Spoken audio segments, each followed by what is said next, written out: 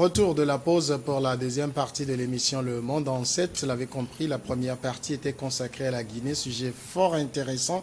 On va passer maintenant au Mali, évoquer l'affaire des militaires ivoiriens. Il en reste maintenant 46, puisque 3, notamment des femmes, ont été libérées grâce à la médiation togolaise conduite par le président Faure Gnassingbé. Il en reste donc, comme je le disais, 46, et sur ces 46 militaires, le Mali demande à la Côte d'Ivoire de bien vouloir lui remettre un certain nombre de personnalités qui se trouvent sur le territoire ivoirien, ce que la Côte d'Ivoire considère comme un chantage.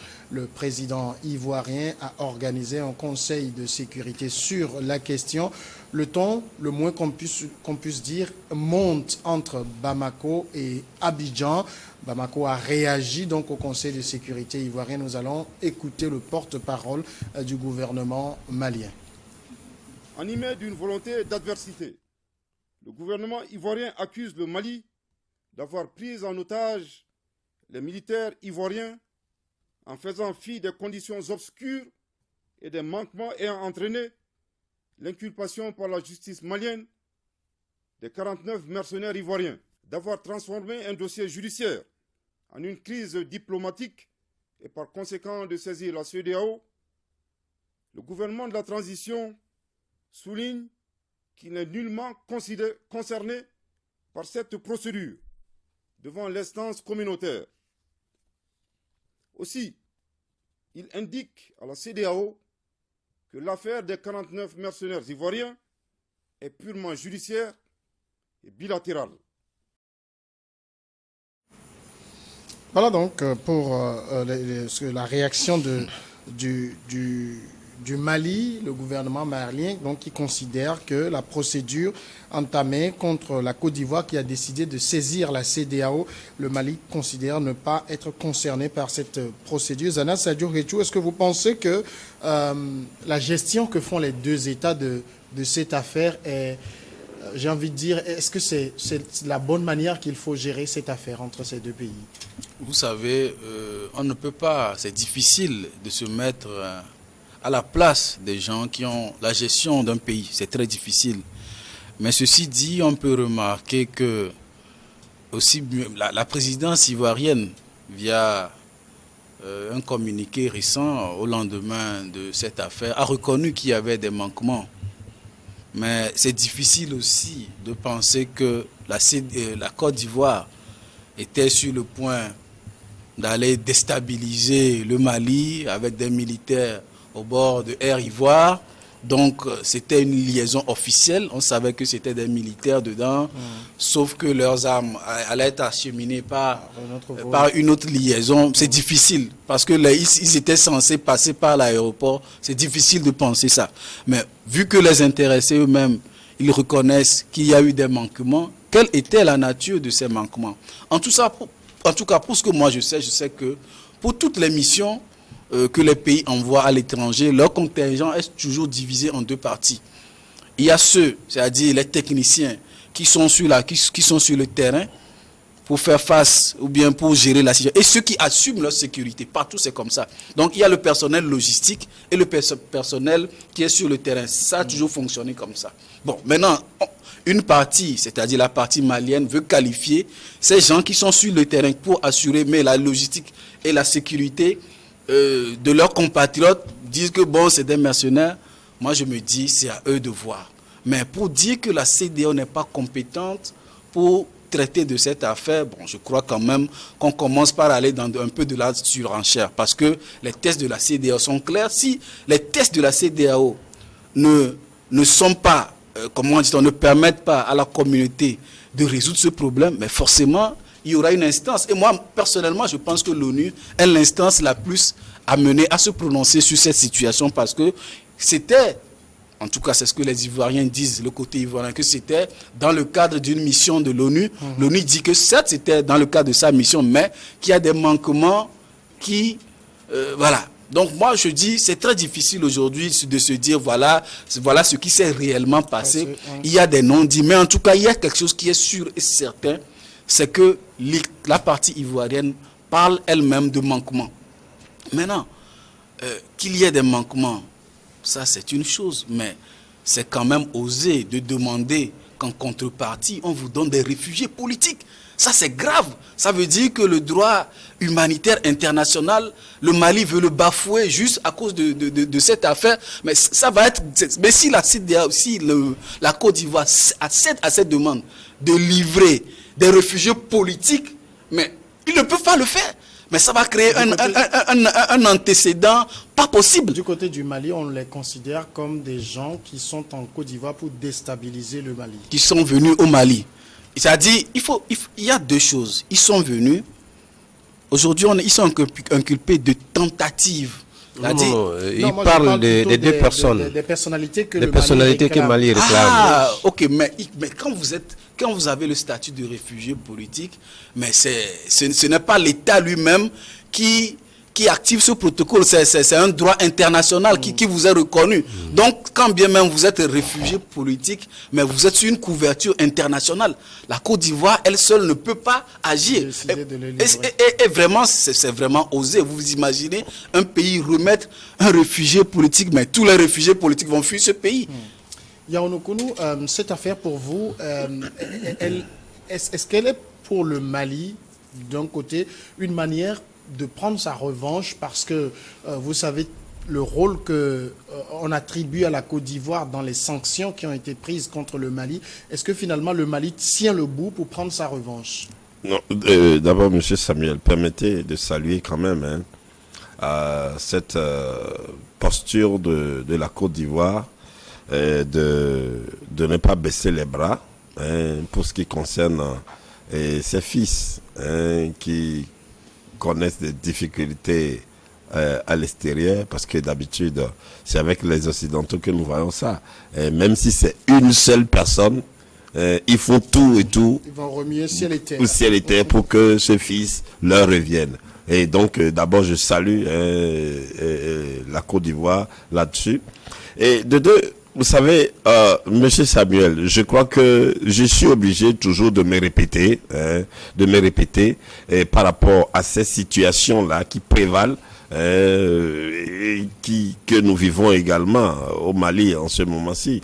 Les coups d'État sont illégaux et rien ne doit justifier que des militaires restent au pouvoir pour qu'on parle de transition. Parce que les militaires, ils entretiennent trop de confusion quand ils sont à la tête du pays. Et tout ça, c'est de la confusion. Comment, vous avez écouté le porte-parole tout à l'heure dire que non, cette histoire, c'est une affaire judiciaire, etc. Mais au même moment, ils disent non, renvoyez-nous des Maliens. Mais ces Maliens qui sont en Côte d'Ivoire, c'est des gens qui sont poursuivis également par la Côte d'Ivoire.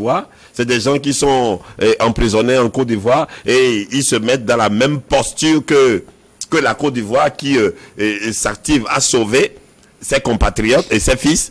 Est-ce qu'ils sont dans la même posture? Donc vous aussi, vous détenez des comment dirais-je, des Maliens qui sont condamnés, qui sont en prison là-bas. Donc, est-ce que c'est des échanges de prisonniers? Non. Non. Alors donc, du coup, c'est de l'incohérence, c'est de l'inconstance. Et ma foi, je crois que cette situation, elle continue par la faute de la naïveté du peuple malien. Excusez-moi de le dire. Parce que il n'est pas donné à un grand nombre. Parce que d'abord, c'est ce que je dis toujours, en Afrique, quand même on parle de peuple, nous sommes trop émotionnels, etc. Et il suffit que quelqu'un pose un certain acte-là, on l'interprète, oui. Parce que vous savez, quand vous voyez comment les Maliens, ils se disent non, qu'ils soutiennent Assimi Goïta, ils soutiennent la jeune. Le Mali aux Maliens. Donc du coup, ça fait monter encore des plumes à la junte et qui se dit ok, on a le soutien du peuple, bon, donc ils se permettent de tout, etc. Donc vous voyez, c'est triste, c'est lamentable, c'est déplorable et ma foi, je crois que c'est encore cela qui reflète le niveau d'incompréhension du peuple malien qui, par émotion, se dresse et se dit non contre les gens et puis ils disent ils soutiennent la junte. Voilà, ça nous conduit à cette situation. C'est vraiment dommage, c'est très dommage. Dans cette situation, est-ce qu'il vous arrive d'attribuer le tort à quelqu'un, un quelconque des deux pays? Bon, vous savez, c'est des pays frères, ont su vraiment naturellement la situation qui provoque non seulement le Mali, mais le Burkina, la Guinée, la Côte d'Ivoire. Aujourd'hui, les Maliens, dès le départ, ils disaient que c'était des gens qui étaient venus pour renverser le pouvoir. Mais le temps aussi a donné la raison, d'après les vérifications, que vraiment, en tout cas selon moi, quelqu'un qui veut renverser un pouvoir, c'est pas en passant par l'aéroport qui va venir faire un coup d'État. Un vol officiel. Non, par vol officiel. Je dis non. Et pour moi aujourd'hui, si vous me demandez déjà ce que les Maliens, le gouvernement malien demande aujourd'hui à la Côte d'Ivoire, c'est que à l'époque, quand il y a eu la sanction contre le Mali, les Maliens chantaient le nom de M. Ouattara, le président Ouattara. C'est-à-dire ils veulent se payer. Et moi, personnellement, ça n'arrange pas le Mali. Parce que tu ne peux pas comparer le Mali à la Côte d'Ivoire en matière d'infrastructure ou en matière de développement. Pour moi, rien ne sert aujourd'hui à taper la poitrine, la souveraineté. Vous êtes souverain de quoi? La souveraineté là est où? Parce que pour moi, la souveraineté commence d'abord par la langue. La langue dont vous parlez là, vous dites que les Français n'ont pas parti là. Mais dites aussi, c'est-à-dire aux Maliens de ne plus parler du français. Non seulement le français est enseigné à l'école, mais aussi le français qui est dit aussi dans l'administration. Mais vous faites tout en français. Et donc, où est la souveraineté? Mais qu'on laisse vraiment distraire le peuple. Nous sommes souverains, donc on va faire ceci, on va faire cela. Mais par fini aussi, c'est le peuple qui va payer le frais. Bien sûr.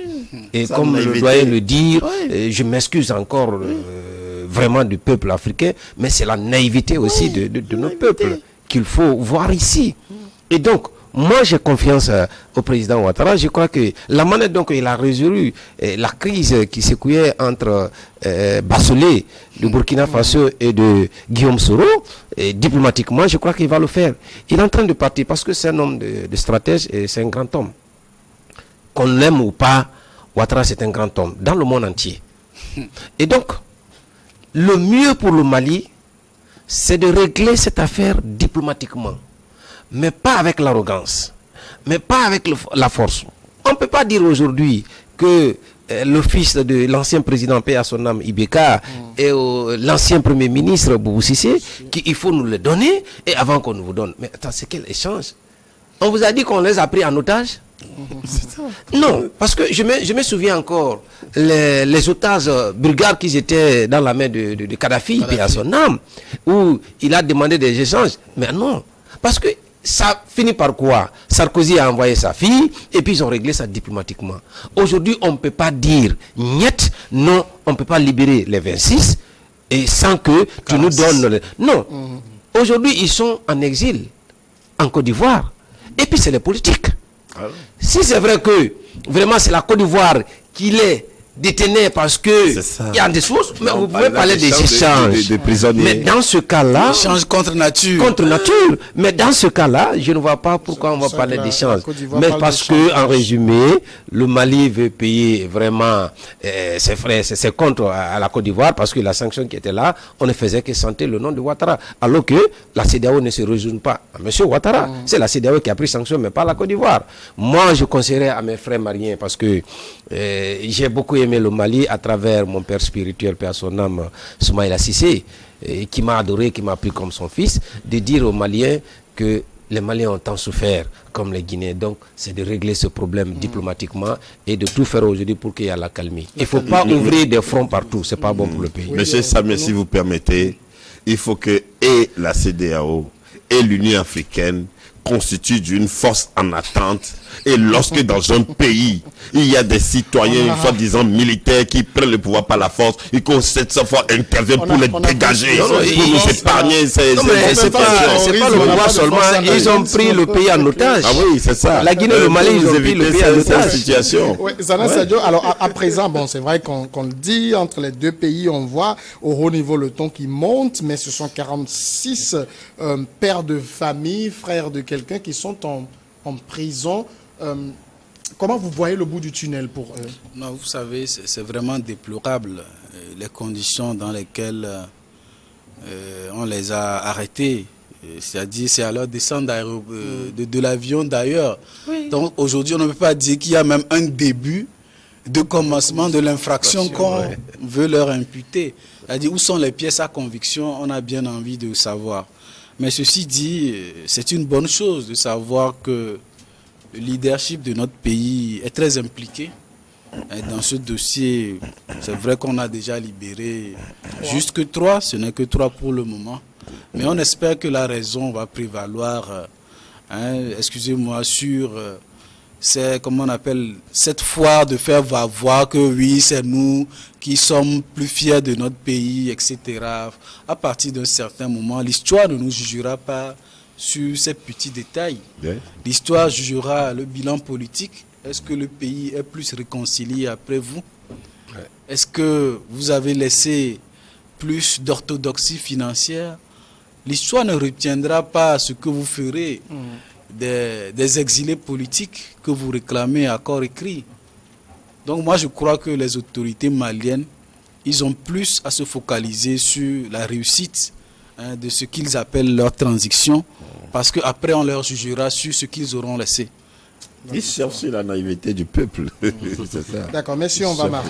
On va aller également vers le troisième sujet. Nous parlons maintenant du Togo, où le gouvernement a annoncé des mesures contre la vie chère. C'est un communiqué du président de la République togolaise, Faure Gnassingbé, qui a été lu par le ministre de l'économie et des Finances. Le communiqué annonce 10 mesures, des mesures qui sont censées venir atténuer donc la situation que vivent les Togolais. On sait que le Togo, comme beaucoup d'autres pays d'ailleurs sur la planète, est confronté à la situation de vie chère, de flambée des produits, des prix de beaucoup de produits. Avant d'aller dans le détail, Yao Nukunu, comment vous avez apprécié cette annonce, les mesures qui ont été prises?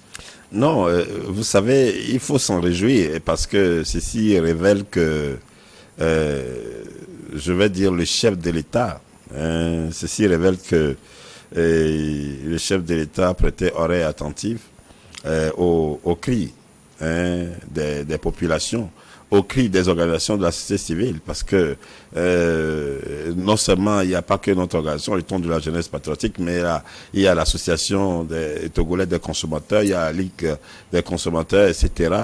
Il y a beaucoup de regroupements qui, sur les médias, on parle toujours de la vie chère. Et même récemment, j'étais sur une chaîne, je parlais également pourquoi pas, de certaines mesures qu'on devait prendre pour faciliter la rentrée scolaire aux parents, etc. Et il ne faut pas perdre de vue. Ces 10 mesures-là sont une suite, parce qu'il y avait eu des mesures qui avaient été prises, il y a de légères mesures qui avaient été prises. Des mesurettes, comme disent certains. Oui, et donc celle-ci, c'est encore une suite. Et donc, ma foi, je crois que c'est bon de nous annoncer cette bonne foi-là du chef de l'État. Mais maintenant, nous attendons la mise en œuvre. Vous comprenez? Et c'est en cela que les collaborateurs du chef de l'État, ceux qui doivent être à la charge de l'exécution de ces mesures-là, c'est en cela que nous en appelons à leur conscience, d'œuvrer dans cet esprit là où le chef de l'État a annoncé ces mesures pour l'intérêt des populations. Il faut faire les choses de façon juste et y répondre à cet esprit convenablement. Même les retraités n'ont pas été oubliés. Et c'est dans cette suite là que je voudrais également. On sent que ton père est un retraité. Je voudrais également demander au chef de l'État, parce que vous savez, de la même manière, lorsque nous avons vu, et ça c'est certain, il y a eu des présidents de l'Assemblée nationale qui ne sont plus en fonction. À leur départ, tous les avantages qui leur seraient dus leur ont été octroyés. Des premiers ministres qui, à leur départ, tous les avantages. Donc, de la même manière, il faut que le départ à la retraite, l'allocation de départ à la retraite soit versée aux retraités.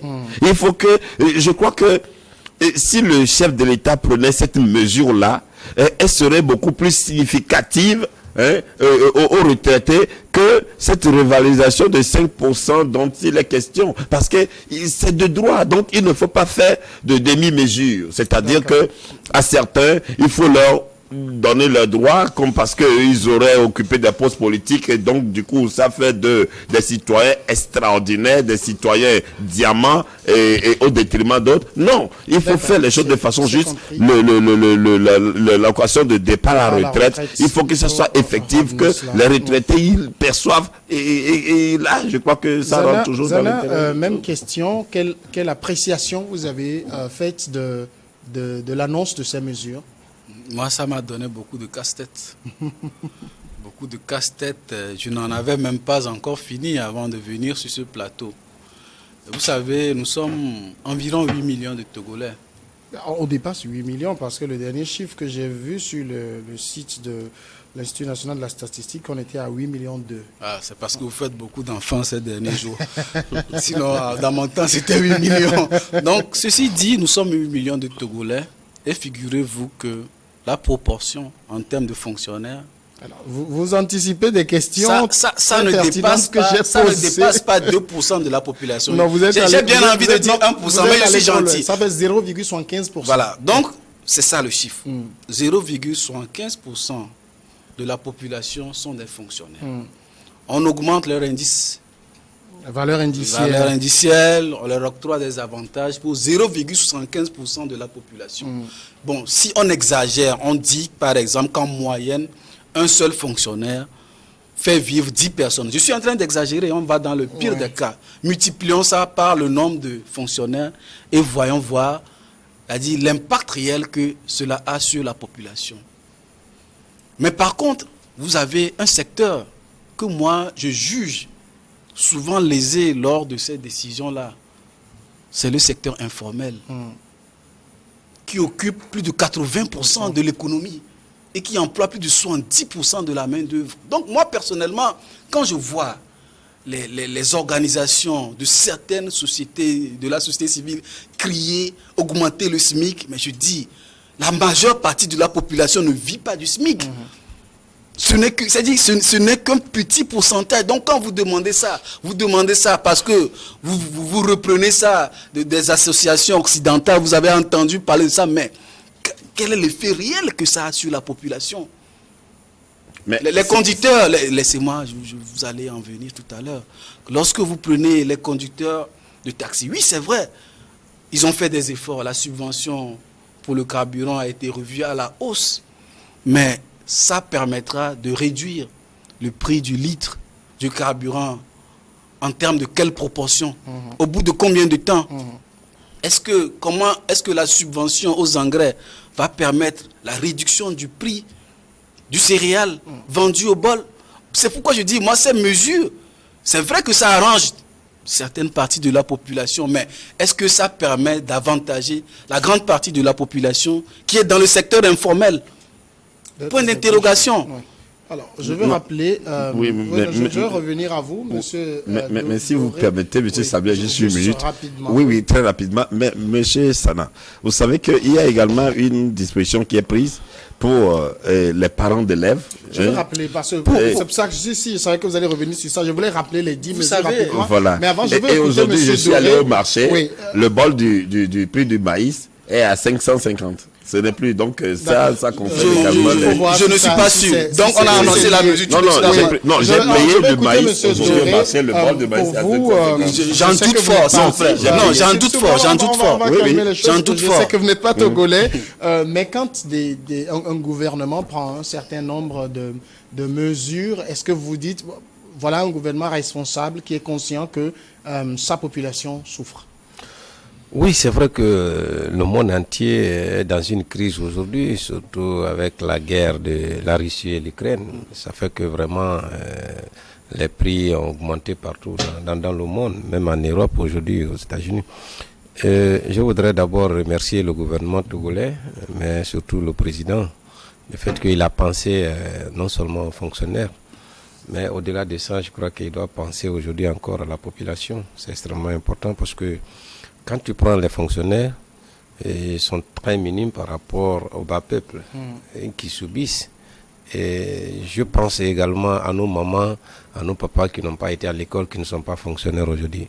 Mais est-ce que les mesures, parce que je n'ai pas encore lu les 2 mesures, est-ce que les mesures aujourd'hui parlent d'eux? Est-ce que les parents qui sont dans les villages pour transporter le manioc ou les céréales, les consorts aujourd'hui, est-ce qu'il y a eu des mesures aujourd'hui pour qu'ils puissent avoir un bon prix pour subvenir à des besoins de la famille et surtout avec cette rentrée? Donc il faut voir tout ça là, mais quand même c'est une bonne chose d'augmenter le SMIC, parce que déjà il y a des fonctionnaires qui ont des familles, le monsieur a parlé tout à l'heure, par exemple on prend un fonctionnaire qui nourrit 10 personnes, mais quand tu fais le calcul, ça va même pas faire un quart de la population. Et déjà c'est pour vous dire que les mesures ne doivent pas s'arrêter seulement que des fonctionnaires. Les mesures doivent encore élargir, surtout au bas peuple, nos mamans qui sont dans les marchés. Si les prix baissent aujourd'hui, ça arrange tout le monde. Mais c'est pas seulement que le Togo, mais c'est ça aussi le problème de nos dirigeants africains. On ne pense qu'il y a des fonctionnaires. On pense que oui, le pays se limite à des fonctionnaires. On ne pense pas aujourd'hui à la baisse des prix dans les marchés, parce qu'on a des parents qui sont là-bas et qui souffrent. Actuellement en Guinée, il y a une télé micro-territoire. Quand tu vois les femmes qui vendent des poissons, mais quand ils te parlent aujourd'hui de la cherté de la vie, mais un fonctionnaire qui est assis dans son bureau, qui attend souvent 3 millions, 4 millions, ne va pas connaître ça. Et déjà, il a des avantages encore, parce qu'il voyage, il a des bons de carburant, etc. Mais le peuple n'a pas ça. Moi, je crois que nos pays africains, pas seulement le Togo, doivent penser aussi encore à ce bas peuple, vraiment pour faire baisser. Parce que la population ne demande quoi? Quand il va au marché, qu'il achète vraiment un produit à bon prix. Mais il y a beaucoup de personnes qui vont au marché et déjà, l'habitude avant, il achetait un produit à 500 ou 1000 francs CFA, mais aujourd'hui, quand il va au marché, ils vont te dire 2000, 2500, il va se retourner à la maison.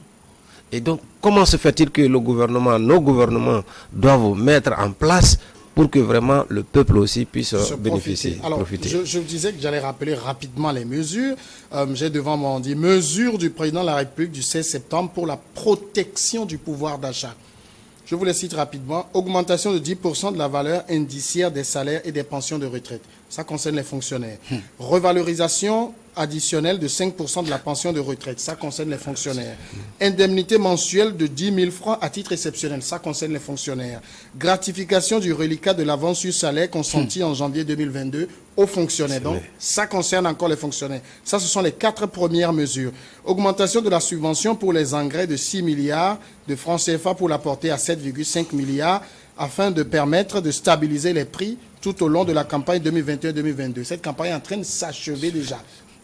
Donc sûrement son impact aura sur la prochaine campagne. Gratification donc c'est spéciale, curieux votre prix là. Gratification spéciale de 3 milliards de francs CFA de transfert monétaire direct au profit des parents d'élèves pour l'achat des fournitures scolaires.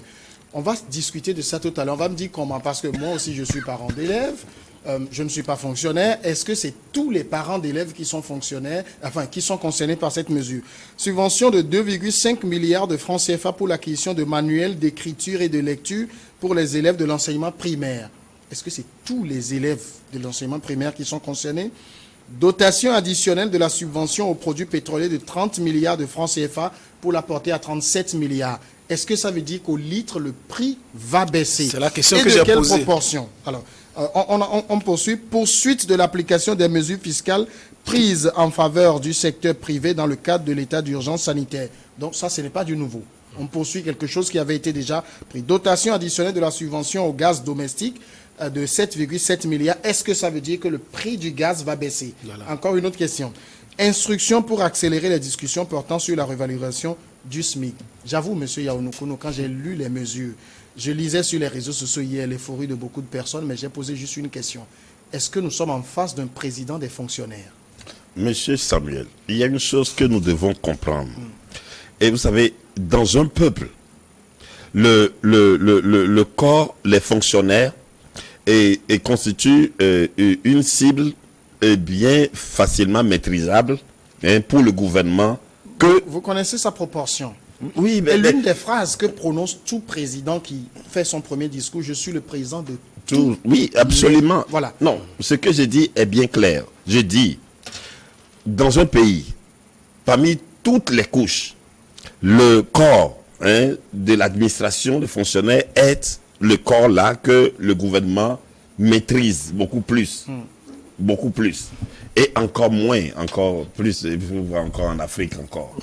Alors donc, il n'est pas étonnant que lorsque le gouvernement prenne des mesures, que ces mesures d'abord touchent ceux-là, parce que le premier partenaire direct de l'État, du gouvernement... Au gouvernement, oui. En l'occurrence... Non, ce ne sont pas des partenaires, c'est une relation de contrat de travail, s'il vous plaît. Vous êtes en train de leur concéder d'aller s'asseoir et de ne discuter que de 0,75% de personnes. Non, je ne dis pas... Et de venir l'annoncer comme... Parce que je vous ai dit, le titre, c'est pour la protection du pouvoir d'achat. Le pouvoir d'achat... Moi, je n'ai jamais fait travailler dans le public. Ça ne m'a jamais intéressé. Oui. Mais mon pouvoir d'achat aussi est impacté. Le vôtre est impacté. Celui de tous les Togolais est impacté. Et on annonce une batterie de mesures qui ne ciblent qu'une véritable minorité de personnes pour nous vanter cela comme impact sur le pouvoir d'achat des Togolais. Monsieur Samuel, je ne me fais pas un défenseur du gouvernement, mais moi je suis juste réaliste. Voilà. Je ne dis pas que oui, il n'y a que des fonctionnaires que l'État doit s'occuper. Je n'ai jamais dit ça. Non, je suis en train de toucher du doigt ce fait que ce corps-là, c'est un corps que l'État maîtrise mieux. Vous comprenez? Parce que, je le dis, ils sont les premiers partenaires directs de l'État. Les agents, ils sont des agents de l'État. Ça, c'est d'un. Vous avez lu les mesures? Oui, il y a des... Moi, je vous dis, je fais un témoignage. Aujourd'hui, je suis allé au marché.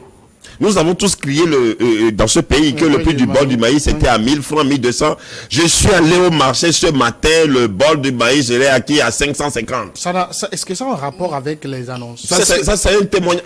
De toutes les façons. Parce que l'annonce c'était hier. Moi, c'est la question que je voulais poser. De cette mesure-là, quelle est la mesure qui a impacté ce prix-là selon toi? Je vous ai dit que il y avait ces mesures sont une suite.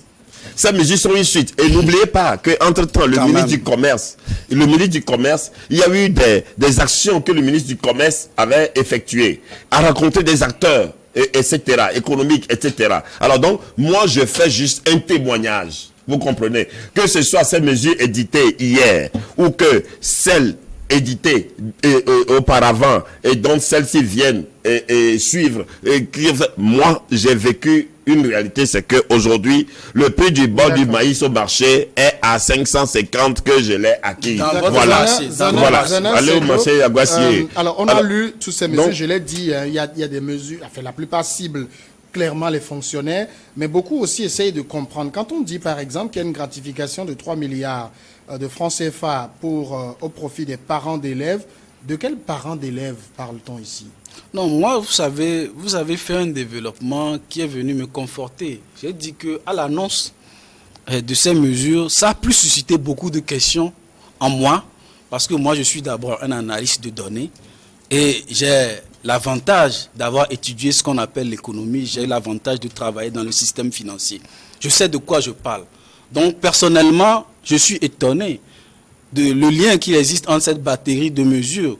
Je ne sais pas si c'est peut-être la prochaine campagne agricole dont l'engrais sera subventionné qui agisse déjà sur le prix du maïs. Bon, déjà, ça veut dire que les intentions agissent sur les prix sur les marchés. C'est déjà peut-être une bonne chose.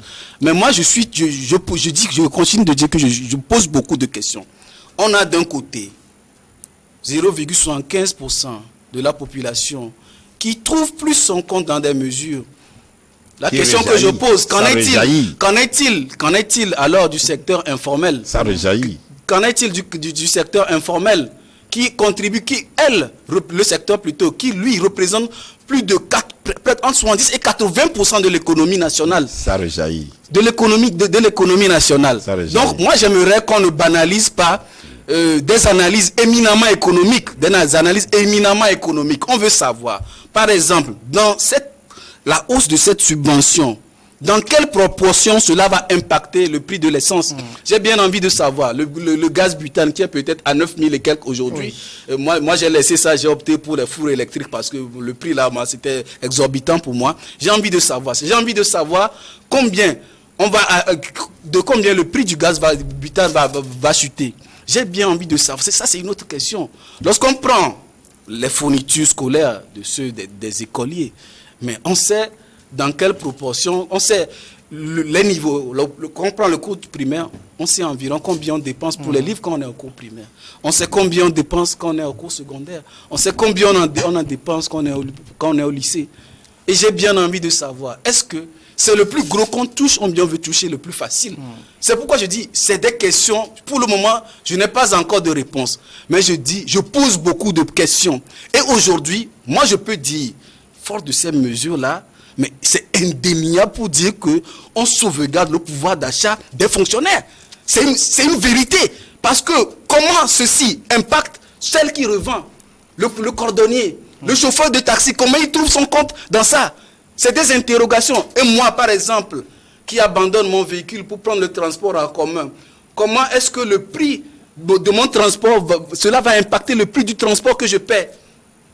C'est des questions que je me pose. Je n'ai pas de réponse pour le moment. C'est pourquoi je dis, je suis toujours à la phase d'analyse. C'est des questions que je me pose. Quand j'aurai des questions, je vais avoir une posture plus affirmative comme celle de monsieur. Monsieur devra revenir pour nous clarifier. Oui, monsieur Samuel, je crois, ma foi, que la nature du débat tend à me mettre dans une posture, comme je l'avais dit, de défenseur du gouvernement. C'est vous qui le dites. Personne ne l'a dit ici. Personne n'a dit ça. C'est vous qui le dites. Moi, je suis Jésus qui a dit ça, c'est vous-même qui le dites. Moi, je suis juste réaliste. Je crois que ce communiqué, c'est une annonce. Alors maintenant, la responsabilité incombe aux différents départements ministériels, que ce soit le ministère de l'Éducation, le ministère du Commerce, le ministère de l'Agriculture, etc., de revenir avec des détails et précisions.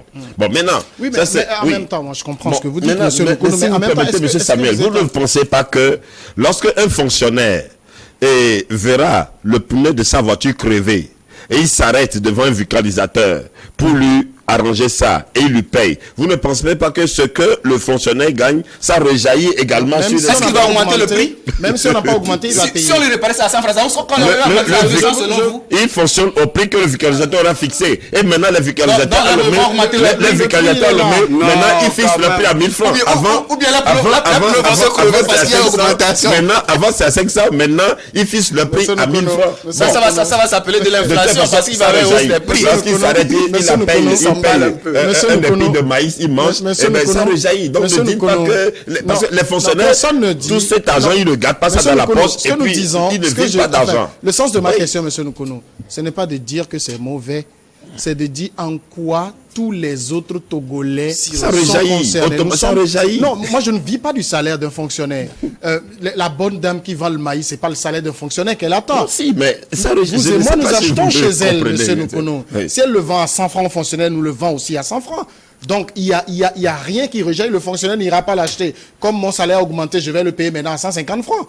Alors, du coup, est-ce que vous trouvez qu'il est normal que le gouvernement s'asseye, prend des mesures qui ne ciblent qu'une catégorie, alors qu'on peut prendre des mesures d'ordre général qui impactent directement tout le monde, et là, tout le monde se réveille et le sent. C'était juste le sens de alors, la question. Alors, donc, face à cette préoccupation, nous, par exemple, la dernière fois, comme je disais, j'étais sur une chaîne, je proposais, c'est vrai qu'entre-temps, le gouvernement, au niveau des douanes, on a pris des dispositions pour alléger les conditions de l'abattement de 30%. L'abattement de pour les véhicules qui sont là depuis maintenant également, nous avons dit que par rapport aux importateurs, il faut que la douane revoie des mesures pour alléger un peu les taxes, etc. Bon, on a fait,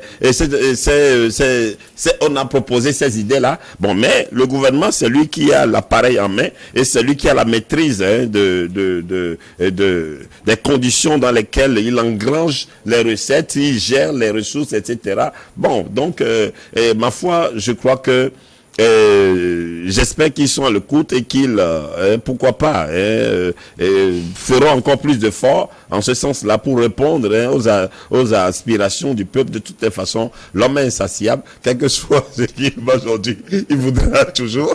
On en veut pour ceux du secteur informel, on en veut aussi pour eux, c'est ça qu'on dit. Doré Diabaté, est-ce que c'est la même réalité chez vous en Guinée où vous avez une grande proportion de la population dans l'informel? Oui, je crois que c'est la partout même en Afrique, structure pour tous les pays africains. pour tous les pays africains.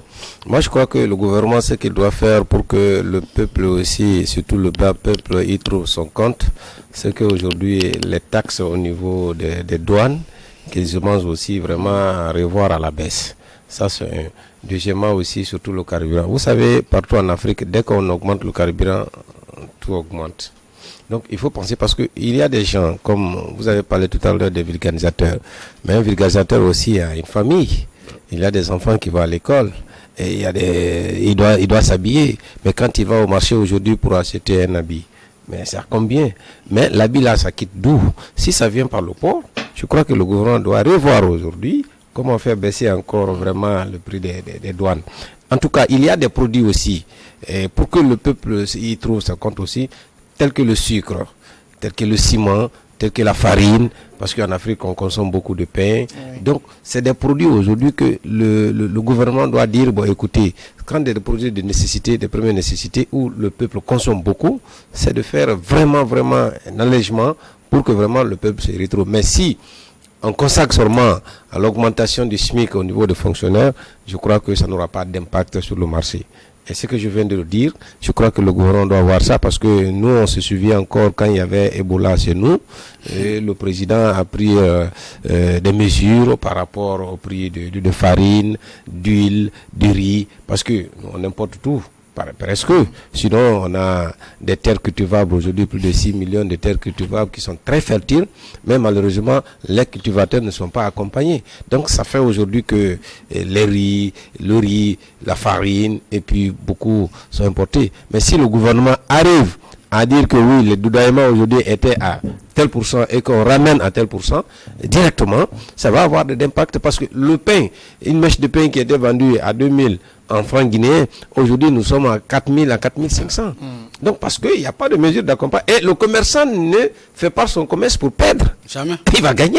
Parce qu'il a des dépenses aussi à la maison. Donc il va au marché pour augmenter le prix, pour gagner et pour subvenir ses besoins. Donc tout ça là, le gouvernement doit revoir tout ça. Surtout le ministre du budget et le ministre de l'économie et des finances. Comme vous l'avez si bien dit, ces ministères-là, les 10 mesures-là, les ministères concernés doivent passer à la télé pour expliquer, non seulement en langue nationale, mais en langue, comment on appelle, français aussi. Parce que la plupart de nos populations, je suis désolé, ne comprennent pas, surtout mes parents qui sont au nord ou au sud, dans les villages, il faut les expliquer dans leur langue pour qu'ils comprennent aujourd'hui, voilà ce que le gouvernement a fait. Mais fort malheureusement, nous, tout se résume dans la capitale. Alors que la capitale se fait nourrir par l'intérieur. Surtout nos parents qui cultivent à l'intérieur. Moi, je me souviens à Zérékoré, quand tu prends Zérékoré aujourd'hui, qui est une région du sud, mais la banane, l'huile rose, ça vient de là-bas. Mais il n'y a pas de route, il n'y a pas de choses, et puis le prix du carburant. Donc, ça fait aujourd'hui que vraiment, même si tu augmentes le SMIC, tu augmentes le salaire des fonctionnaires, ça revient à la même chose. Donc, il faut penser au bas peuple. Monsieur Samuel, vous savez, je voudrais exprimer un plaidoyer ici. Et je vais saisir cette opportunité. Vous savez, c'est une réalité, nous ne devons pas nous mentir, nous tromper. La question de pauvreté, la question de précarité dans nos pays sont une réalité. Alors, en ce sens-là, vous savez, je sais que au niveau des services des douanes, il y a les tests qui prévoient que lorsque il y a des opérateurs ou des gens qui contournent les processus de dédouanement des marchandises qui contournent, mais encore, il faut encore préciser, lorsqu'au niveau des frontières, ils ne contournent pas d'eux-mêmes. Il y a aussi d'autres forces, d'autres agents qui facilitent et cela. Maintenant, après, quand la douane les prend, c'est avec rigueur que la douane, bon, tout ça, ça va créer encore des fléaux sociaux, parce que lorsque la douane procède à des saisies et soit saisit les engins, que ce soit une moto, une voiture, ou saisit catégoriquement, ou soit impose une forte somme à celui-là de payer, que la personne peut-être journalièrement ne fait que 2000 francs, 3000 francs de recettes. Lui qui a une moto Zémédian, vous lui demandez par exemple de payer 500 000, ben, il va abandonner. Et là, il devient flot, il n'a plus rien. Donc, il faut que... caresser les fraudeurs. Ce n'est pas une question de caresser les fraudeurs. C'est-à-dire que les mesures, je ne dis pas qu'il faut caresser les fraudeurs, mais il faut appliquer des mesures de manière à corriger, et de manière non seulement à corriger, mais à permettre toujours que d'autres fléaux ne naissent pas. Et surtout dans ces moments de crise-là que nous sommes, c'était là. Bon, donc, c'est juste une intention, un plaidoyer que je voudrais porter. Moi, je vais en conclure sur ce sujet que lorsque nous prenons toutes ces mesures, plus le secteur, les fonctionnaires ont leur part belle, mais ce n'est pas gratuit. On est à l'approche de la rentrée scolaire. Peut-être le gouvernement est prévoyant, il est en train de désamorcer à l'avance des crises sociales. Donc nous invitons ceux qui sont responsables du portefeuille du secteur informel, on sait que la DOSI n'existe plus, mais ce n'est pas une raison, ce n'est pas la raison qui justifie l'absence de mesures fortes dans ce sens-là.